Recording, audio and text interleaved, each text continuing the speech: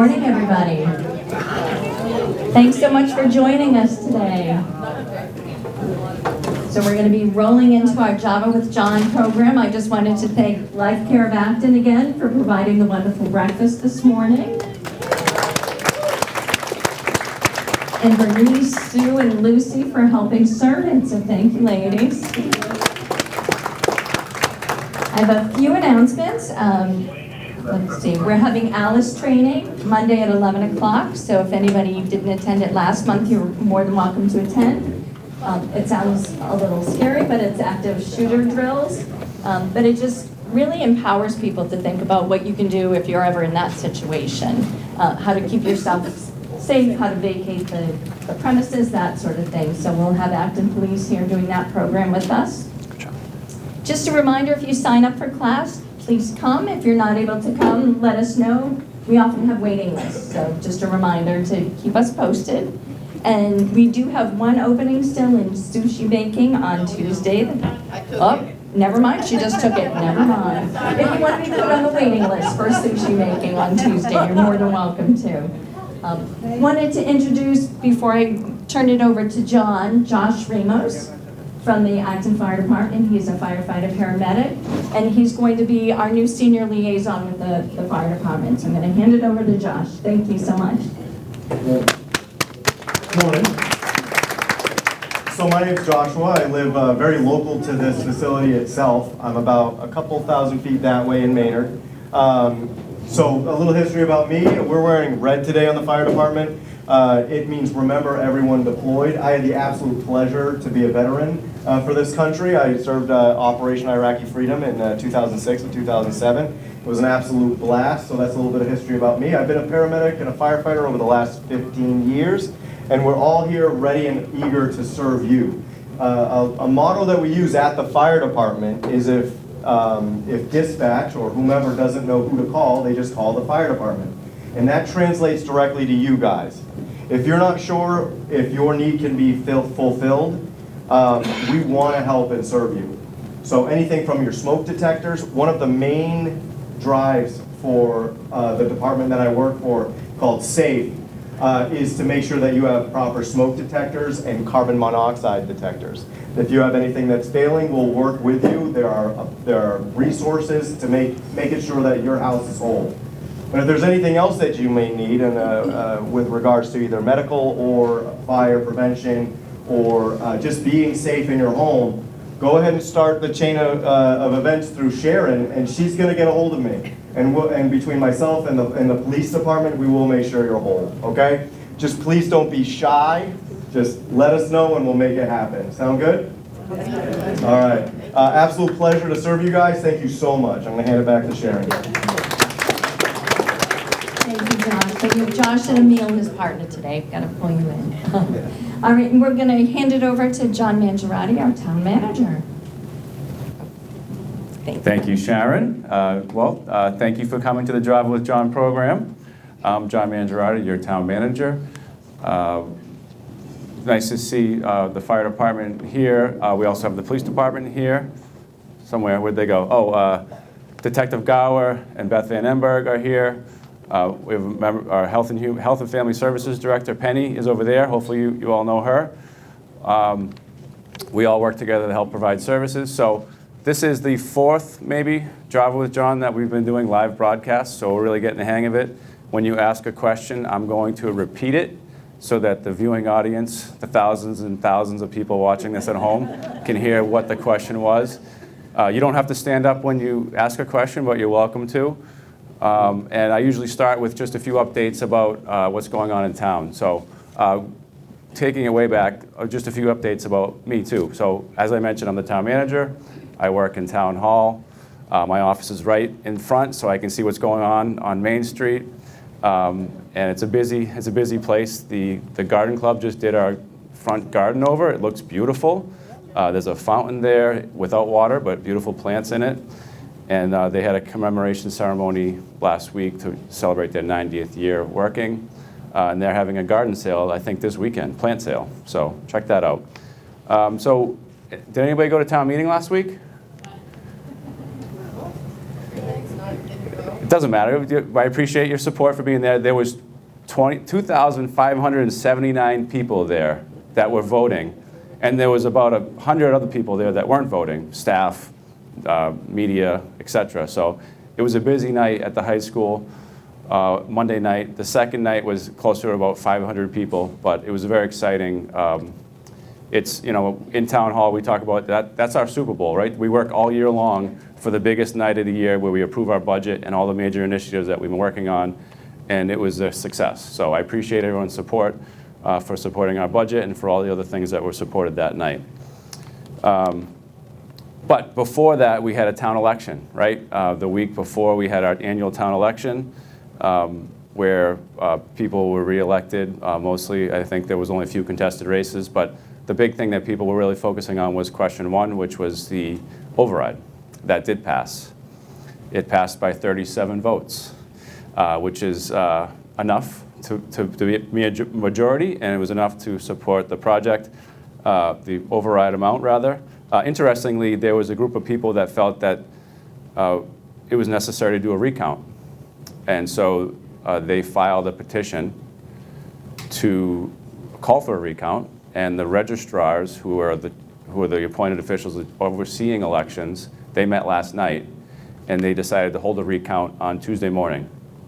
So they're going to go up in town hall, and it'll be a very organized process. You may have seen them on TV, if you remember the Bush-Gore one. It's not going to be like that. It'll be much more organized.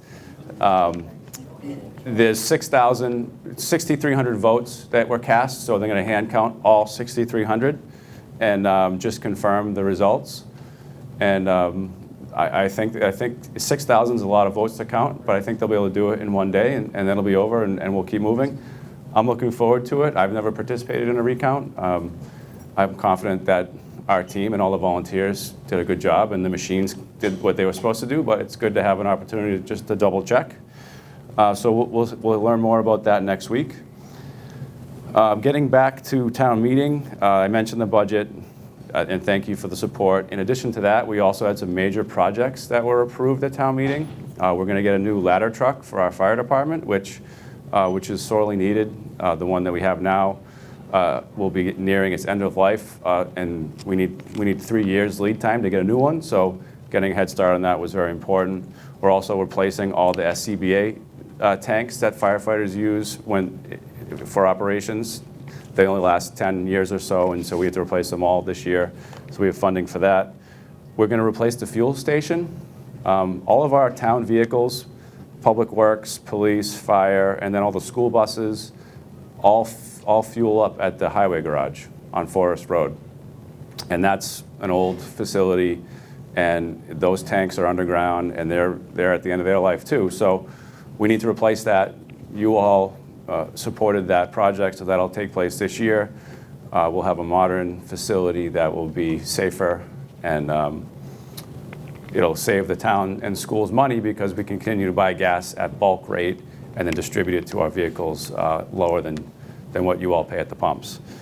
Other big projects, there was some nice CPA projects that were approved, recommended by the Community Preservation Committee, advancing important initiatives related to open space, housing, and recreation.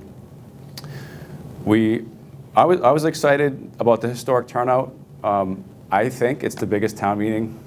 I think it's the biggest indoor town meeting that's ever occurred. I tried to do some research about, so town meeting is a legislative body, right?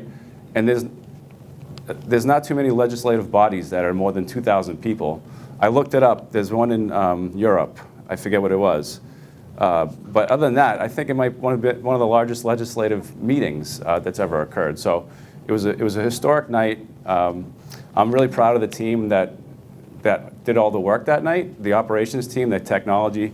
Mark from ActonTV was heavily involved. He had cameras running in 4 places, and the clickers worked. That's a lot of operations to go smoothly. Very few people noticed all the work that went on. That's because they did a really good job with it. So I'm proud of the work that went into it. The moderators were excellent. We have Joanne, who's the main moderator. She's awesome. But we also had 3 deputy moderators that did a really nice job keeping control in sort of a stressful situation. A lot of people had never been to town meeting before, And so there was a lot going on that night, so it was exciting. Other things that we did that night, or the second night rather, was we recognized Employees of the Year. This year we recognized Bev Hutchings, who many of you may know. She works down the hall in Council on Aging. We recognized her great work here at the COA, and she had her family there that night. And she had some inspiring remarks about her service to the community. And we also recognized Pat Hawthorne, who's a dispatcher who works in the public safety facility. And he had some great remarks too. His family was there. It's nice to be able to do that. We try to recognize employees through events throughout the year, but having them on the main stage at the big meeting, having their family there, it's a really nice thing, and I appreciate the town letting us do that, and I know the employees really enjoy it too. So, speaking of that, last night we had an award ceremony for Volunteers of the Year. I know the Council on Aging did a nice event here last week or the week before for all the people that volunteer here. Many of you maybe were there. But last night, the Select Board gave out their awards for the Francis Faulkner Exemplary Volunteer of the Year Award. That's an award that was started in 2018, where the Select Board members each pick one person themselves that they want to recognize for their service to the community, whether it was this past year or just over a long period of time. So we had a really nice ceremony last night at the library, where each of them were there and they received the awards and had a few remarks. The recipients last night were Janet Adachi, Ellen Feinsand, who does a lot of work over in this building, Terry Maitland, who was on the Conservation Commission for a long time, Franny Osmond, who did everything, and Sampada Salonki, who is a library trustee, and she's very involved in a lot of work with the library folks. So it was a nice ceremony, and we appreciate the volunteers. Did you know that this is Wetlands Month? Does anyone know what Wetlands Month is? Well, we have a very enthusiastic land stewardship coordinator, and he's been celebrating Wetlands Month all month. And I think he does a nice job going out in the woods and helping people connect with nature and pulling invasives. But one thing that I thought was pretty cool that he did last week was he had a trivia night. You've all heard of trivia night at a local bar. He did a local trivia night at True West, and it was all wetlands themed trivia. And I was like, oh, Ian, are you sure anybody's going to go to that? And it was actually a big hit. He said there was 30, 40 people there, and people loved it. So wetlands trivia. Stay tuned for that next year. I also mentioned the plant sale rather, next to Town Hall. That starts on the 18th, which I think is tomorrow. We also have the Memorial Day Parade. For the first time in several years, we're doing the West Acton route. We haven't done that in a while, so it starts at the Gates School. It's on Monday the 27th, which is Memorial Day. It starts on the Gates School and then goes to the Spruce to Mass Ave to Windsor and into Hope Cemetery, where the ceremony will occur at the Hope Cemetery. So check that out. Hopefully it'll be a day like today. We're also having a climate festival in West Acton at Gardner Field on June 8th, where we'll have people celebrating the work that we've done for climate measures, and there'll be tabling, and people will be out talking about important things. So there'll be ice cream. If you go, you get free ice cream. There's a Pride Festival on June 15th at Narrow Park. This is our second year doing that. It was really successful last year, and it's going to be even bigger this year. That's June 15th at Narrow Park. And then finally, we're bringing the fireworks back. It's been a few years, but we're bringing the fireworks back for July 4th. That will be on July 4th. I don't know what day of the week that is, but it's the 4th. And we'll have a concert from a cover band called Best Friend's Girl. Anyone know what that's referring? A popular song by, what's that? Nope, not Petty. Best Friend's Girl is a cover band for a Boston-based band that was popular in the late 70s, early 80s. It's a mode of transportation. The Cars. Yes, it's a Cars cover band. Anyways, they're good. You'll like them. And that'll be the headliner for the 4th of July show. So that's what's happening in Acton. And now is the fun part where I get to hear from all of you. Any questions or comments, complaints or concerns that you have, I'm here to do my best to address them. Yes, we have our first one. How's the project on River Street going? The question is, how's the project on River Street going? This is a project where we bought Lazaro Paving Company, and they had an old dam on the property that they didn't tell us about, and so we had to remove it. It spent a lot of millions of dollars, mostly from grant funds, and now we're building a beautiful park there. If you've driven or walked by, you'll see there's a lookout tower or a lookout platform, part of the old dam structure, and that's so you can look at the beautiful river that we restored where the dam used to be. That project is still under construction. We're going to remobilize June 1st, which is coming up, and then hopefully we'll be done by the fall. There's not much more that we're going to be doing out there other than cleaning up the site and then putting down grass, and there'll be a small parking lot as well. So thank you for that question, and hopefully it'll be done before Labor Day. Yes? About 3 weeks ago, outside my house and I guess other places, close to midnight and even after midnight, there was a crew out there chopping down. Well, I don't even know what they were doing, but they were doing something to that grass strip, which I guess is town right of way between the sidewalk and the street, coming down Central Street, and they would keep going, and I assume they did it other places, and it was probably, I called up the safety, the police, and said, do we have a noise ordinance? There's people outside my house like that at midnight. 11:30 past midnight. I have no idea what they did, but what was ugly to begin with, they made even more ugly by chopping down. I don't even know what they did. Maybe someone here doesn't look like you know anything about it. Do we have a sound I'm trying to gather ordinance? this story as you're explaining it. So you're on Central Street. What the heck was going on? So you're on Central Street sometime last week, and they cut down brush on the side of the road? Yeah, so I do know that we've had some concerns from residents, and actually there's a business on that street that had some concerns about pedestrian safety. And so one of the things that we try to do is improve signage, paint markings, and clear roadside brush to make visibility better for people that are driving so that they can see around bends to make sure that if there's a pedestrian, they have a better shot at seeing them. That's my best guess, but I'm happy to look into it more specifically. Do we have a sound ordinance? We don't have a sound ordinance. We don't have a noise ordinance. No, we do not. But we do our best to try to be quiet. Why would they be doing it at midnight? I have to look into it. I really don't know. It's the first I've heard of this, but I'm happy to look into it. A lot of times work happens overnight where it's a busy traffic area and they don't want to mess up traffic during the day. I don't know if Central Street would be considered I that. think it was just before the street. I think there's a street cleaner out there also. So it may have been part of the street cleaning project, because I think there's a street cleaner. So they chopped off this stuff between sidewalk and street. And then the street cleaner came along and... See, we were working around the clock to serve you, and that's another example. Around the clock, we're working to serve the people, and there's only 24 hours in a day. We have to use them all. But we'll do our best to try to keep the noise down next time. Know that it's not an appropriate time to do it. I will. Anything else?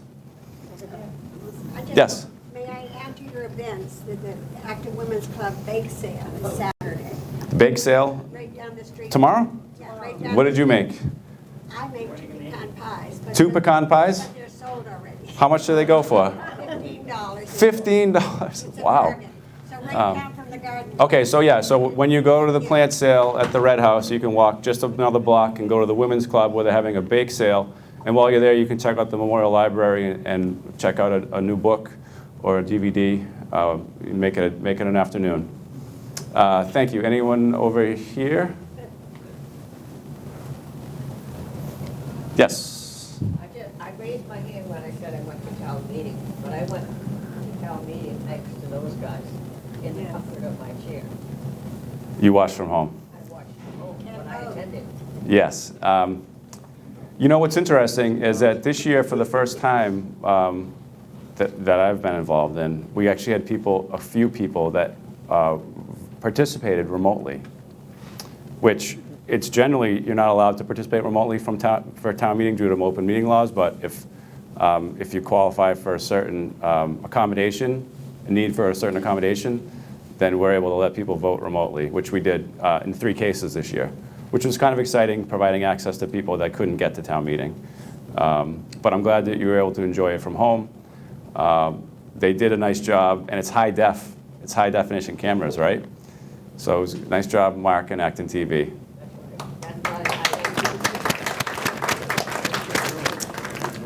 I think I saw a question over in the back there. Did you want to introduce Penny? Penny? Sure, I can talk about Penny. Penny is our Health and Family Services Director. She is the department head that helps support the operations that go on in this building. You know, the operations led by Sharon and by Jim and Heather. She helps oversee all that and work with them to deliver services. She's also overseeing the health department. If you remember Cheryl Ball, she retired last year, and Penny has taken her place and also expanded the role to do more of this work. And she's off to the races, doing some important work. I know she went to the Human Services Committee last night, and they're working hard to help find ways to support people that are in need of support. And that doesn't just mean seniors, it doesn't just mean certain groups of people, they're trying to help everybody. And Penny has been a big part of that so far, and working on some challenging but interesting cases so far this year. I'm not going to let her have the mic because she'll take it for the rest of the session. But you can catch her afterwards. I'm sure she'll have a lot to say. Any other questions? Yes? Anything still happening with the old McDonald's? I see there's some action there. It looks good. They took the papers off the windows. It looked good. I texted the building commissioner earlier to see if he could give me an update. Because I actually heard that something was going on at As Good As It Gets also. That's what I was going to ask that about too. Yeah, the restaurants that have- Oh, here we go. Breaking news. Future Mexican restaurant, according to McGovern. The Bickfords. Oh, that's what is it? The old Bickford. So McDonald's, I think, we don't know yet, but it's promising that they've opened it up, and he said that it doesn't look as bad in there as they thought it would. So maybe that'll be, once the Stop and Shop gets opened, and we take out some of those utility poles, and now there's a lot of infrastructure in Kelly's Corner right now. And as I drove through today, I said, geez, it'd be great once we get rid of these old poles. It'll really open the place up, and it'll start to feel the way it's supposed to. Once Stop and Shop is running, I think it'll only be a matter of time before a restaurant wants to get in there and say, hey, we got all these people coming to shop right in the middle of town. I want in. Right now, you drive by, it looked horrible. Restaurateurs just kept walking. But I think as soon as the place is cleaned up, I'm confident that we'll get somebody in there. It probably won't be a McDonald's. I don't know that we need another McDonald's. Hopefully it'll be something newer and better. And when is Stop and Shop supposed to be done? Stop and Shop is supposed to be completed at the end of the summer, early fall. I think they're waiting, like many people are waiting on the utility company. There's been all kinds of delays with electricity. Yes? Thanks for taking a second question from me. Oh, wait a minute. Okay, fine. So you were talking about town meeting and how huge it was, and I agree with you. It was very well run considering what you had to deal with there. But I'm wondering at what point do towns reconsider their form of government? I wonder how many people here would not dare actually go to participate in their local government because it is such a madhouse. There was no parking within any of the school parking lots by the time it was full. That's one thing. There was a busload of people who couldn't make it there on time. That's another thing. No, they couldn't make it there on time because they didn't get there on time. They weren't waiting at 6:45. They got there well after 7:30, 8 o'clock. That's why they didn't get the town meeting on time. Our buses were running at 5:30. They got there late? That's why they couldn't get there on time? Yes. I mean, I took the bus from the commuter rail. I got picked up at 5:30. I was the only one on the bus. Well, no, there was another. There was a sponsored bus, though, that didn't show up on time. In any case, people chose to take a bus instead of drive, and I understand that. And I mean, overall, from your understanding of town government, I mean, at what point does Acton get to a point where town meeting is just not feasible. So the question is about town meeting, and so we've been around since the 1700s, and that's when we established a town meeting form of government. There was a few hundred people, maybe 1,000 people that lived here at that time, yet now that we have 25,000 people, we're using the same form of government. The question was, should we consider a change? Well, there's only a few options, right? You can either have an open town meeting form of government with an elected select board, like we have. You could have a representative town meeting, which means that throughout town there would be probably 60 people elected by the people to represent the whole town that go to town meeting, maybe 100, I don't know the exact number, but a representative town government.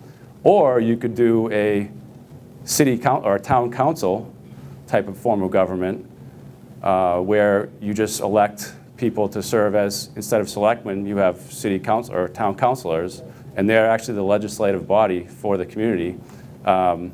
Watertown did that not too long ago. Who else changed recently?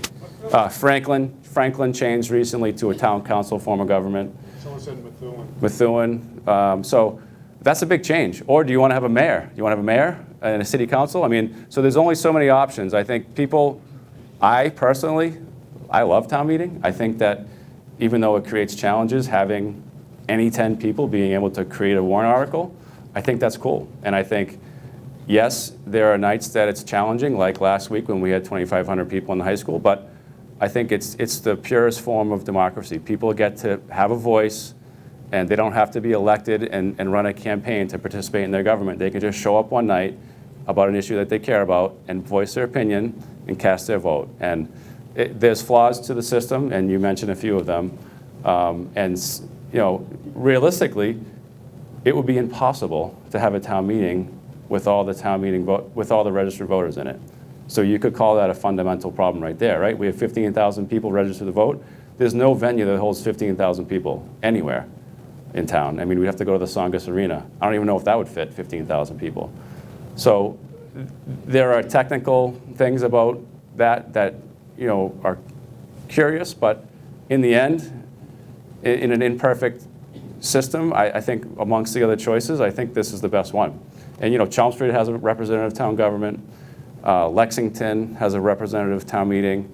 And they have town meetings for like 8 weeks, Mondays and Wednesdays. And it's just those 100 people that get to go to it and make the decisions for the whole town.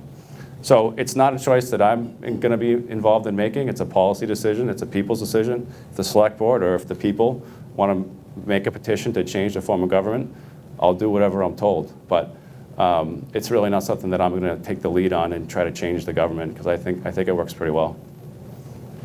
Yes? Thank you, John. On a happier note, and I'm really firmly in town government, the wonderful Jones's Field playground is so being utilized, and young families there. But I just heard a couple of complaints that it's too hot. There should be a shaded area, maybe some picnic tables with a roof over them or something so they can sit down because it gets too hot there. That's the only. Thank you for the question. You just helped me remember one of the CPA project that was approved. It was a shade structure for Jones Field. So it's probably not going to be happening this summer, but we'll have it for next summer. So thank you for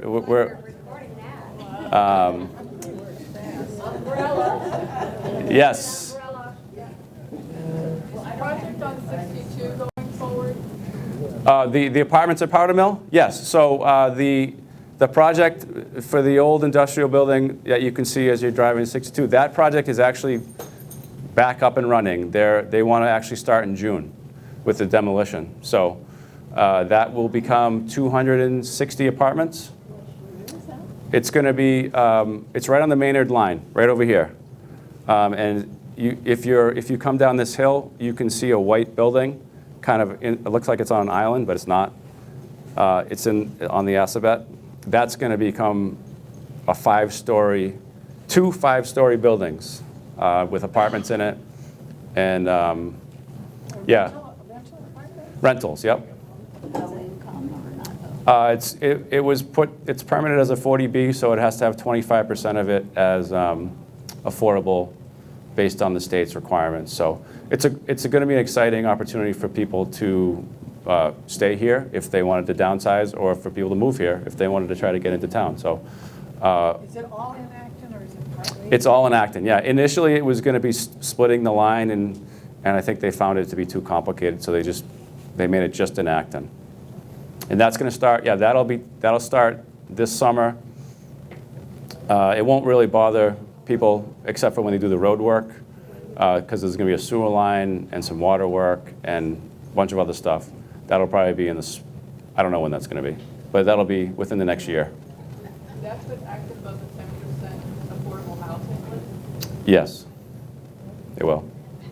The question was, will that put Acton above the 10% affordable housing limit?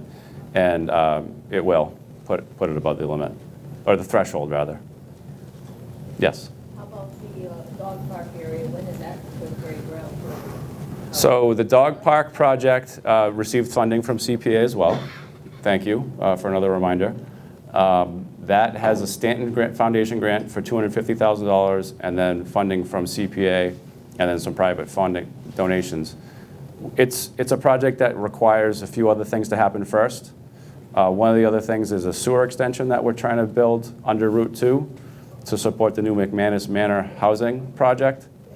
McManus Manor is going to be 41 units of senior affordable housing, right where the Kennedy Landscaping Building is right now, kind of behind it. And we're actually opening bids today to see if we can do the sewer extension project. And if I'm optimistic that we will have a good bid today, and then we'll get started on the sewer construction this summer. And once we finish all that work, it'll allow the dog park to start its process. Well, I was literally asking about McManus, I couldn't remember the name of it. McManus Manor, yes. Yeah, so I was wondering what they were going to break. They have their general contractor selected, and they're just waiting on whether we're getting the sewer or not, and we'll know today. So, fingers crossed, right? Any other questions? Yes? Do you know anything about a gas project going on potentially between School Street and halfway up Piper Road, but not at the Route 2 end? Because the gas company's marking the little white crosses, and some strange guy was behind my house yesterday unannounced, and he was representing, Nuco, which is... Nuco is a contractor for the utility, They yeah. now have little yellow flags, and he's come all the way up my front lawn and around the back of my house without any permission or notice or anything. And now I see today that part of the road that goes, again, down towards School Street, now the road is marked up with those white, crosses that they paved the road, and there's yellow. So he said something about replacing an old gas line, is that what you call it, piping? That sounds good, yeah. I think we've had some leaky gas pipes in town, so replacing them sounds good. So the utility company doesn't work for us, and they don't listen to us, really. So we just try to work with them the best we can. They do own the infrastructure that in your property. I think that's their meter in your backyard. So I think they should talk to you first, but I do think they have a right to look at it. Yeah. In the mail, we're coming, Yep. be on your property, we're just wandering in your backyard. I know they just did a huge project on 27 between Great Road and Harris Street. So maybe they're moving on to that part of town. So apologies for any inconvenience. That's a tough road, and we've just gotten through the Eversource, cutting down all the trees that they're afraid are gonna fall on a wire. They all went into a panic, after the microburst, that they've been buzzing down oak trees down that street, and I think all over town. Mhm. So it's like, now it's to get them gone, and now it's the gas company's gonna come down and be digging up that. Yeah, well, we need to keep our infrastructure in operation, and it requires us to work on it. So we appreciate your patience. So would we call National Grid to ask what's going on? Or Yes. like days? They didn't. I can look into it. You said School Street, School Street down Piper. but it sounds like you know more about it than I do. But I can look into it and report back. Yes. I live on High Street, and I'm wondering about this project on 62, the Carbondale housing project, and the takedown of it. frequently the traffic is backed up and not moving too well by the bridge by Erickson's Lane. And that's where 27 kind of come together. The other thing that backs up the traffic there is the trucks trying to get in to the gray mill in order to deliver stuff or, take stuff away, I guess, I don't know. So I didn't know what the impact, has there been an impact study to know what way this project is going to affect that intersection?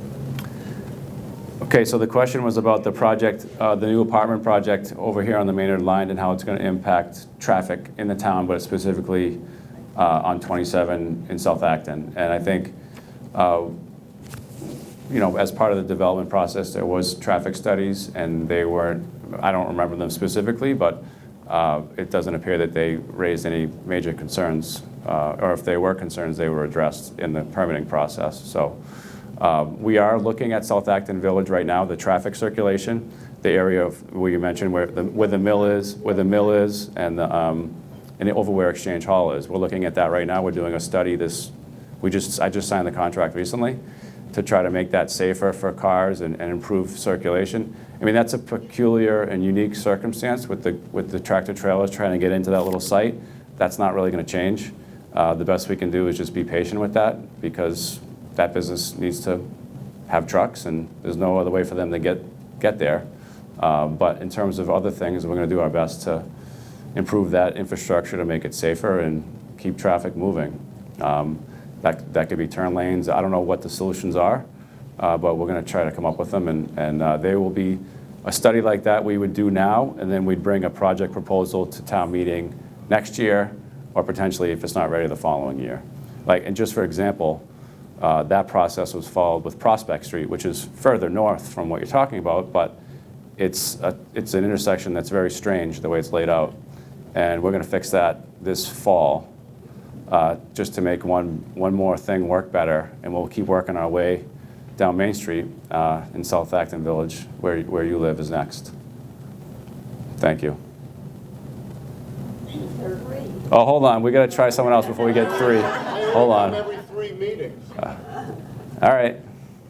All right, what do you got? I wanted to ask, there was funding at town meeting for, I believe it was crosswalks and maybe sidewalks on Great Road. Mm-hmm. But I thought that Great Road was a state road and that the funding would come from the state. Yeah, so the question is why are we funding projects on Great Road when it's a state road? And the reason for that is that the state owns roads all over the Commonwealth, right? And sometimes they need a little bit of momentum, or there's inertia that needs to be broken for them to make investments. So if we create momentum by putting together designs or installing small sections, it gives them the encouragement to say, all right, something's happening here, let's get in on it. I mean, that's a very simple way to describe it, but basically, the more we invest, the more they'll invest. And a perfect example of that is the crosswalk system. We designed that, we started procuring it, and we were about to do it, and they said, oh, wait a minute, we'll pay for that. We have money, we want to use it. And so that's why, because if we make shovel-ready projects, it's easier to get them to do stuff here than just waiting around for them to do something. So we're trying to make things happen. That was a good question. Good question. Any other good questions? Bad questions? Yes. Where's your suit? It's, you know what? I'm tired of wearing a suit, I'm sorry. I forgot that I was going to be on TV this morning when I got dressed, and hopefully nobody notices besides you. Any other good questions, bad questions? Comments, complaints? Okay, well, thank you all for coming. I appreciate your spending time with me, and I look forward to doing, actually, I'm not going to do it. Is it next month that I'm not doing it? But we're going to have a special guest subbing in for me, Tom, the assistant town manager. So I know he's going to have Marty and CJ from the assessor's office who are going to put on a show for you too. So I will see you in 2 months and have a good Memorial Day, and nice to see you all.